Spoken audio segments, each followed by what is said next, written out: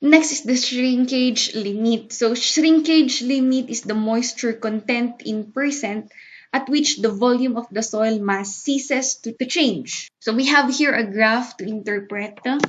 This is our limits, shrinkage limit, plastic limit, liquid limit. So see, as the moisture content increases, the volume of soil increases also. But as the moisture content decreases, volume of soil decreases also. But there comes a time that even if the moisture content is decreasing, the volume of the soil ceases to change. So, hindi na rin siya nag-shrink. So, that is your shrinkage limit. So, working equation, shrinkage limit is equal to M1 minus M2 divided by M2 multiplied by 100% minus initial volume minus final volume divided by m of 2 multiplied by the density of water times 100. That is your shrinkage limit. So this part is your initial moisture content before the test, and then the data on this part is the change in moisture content. So this is between initial moisture and moisture at shrinkage. So what is M1? M1 is the moist mass of soil. M2 is the dry mass of soil.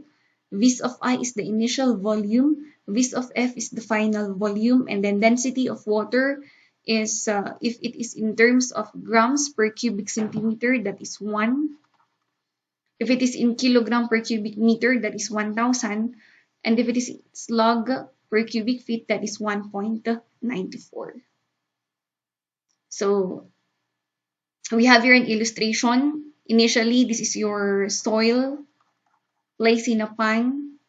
So that is your initial volume and then mass 1. So after performing the test, you have the soil volume to be the final volume, and then you have the soil mass m of 2.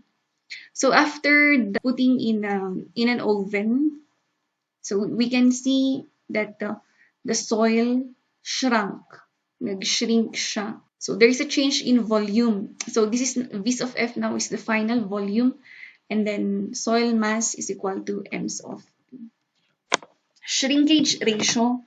Shrinkage ratio is the ratio of the volume change of soil as percentage of the dry volume to the corresponding change in moisture content. So S of R, or shrinkage ratio, is equal to m of 2 divided by final volume multiplied by density of water. You also have your specific gravity, shrinkage limit, and shrinkage ratio empirical equation to determine the specific gravity. So if we know your shrinkage limit, you know your shrinkage ratio, you can solve for your specific gravity. Specific gravity is equal to 1 divided by 1 over shrinkage ratio minus the quantity shrinkage limit divided by 100%. Example, a saturated soil used to determine the shrinkage limit has initial volume, so Vis of I, 20.2 cubic centimeter, final volume, 14.3 cubic centimeter, M1 is equal to 34, and mass of dry soil is 24 grams. Determine the shrinkage limit and the shrinkage ratio. So first is to identify the given. At the same time, identify what are you solving. So in this particular problem, we are to look for the shrinkage limit, shrinkage ratio, and then we have additional requirement, specific gravity. So solution, working equation for shrinkage limit, that is M1 minus M2 times 100 minus the quantity initial volume minus final volume divided by M2 multiplied by the density of water times 100. So these are the given. I place it here so that it would be easier for us to substitute it.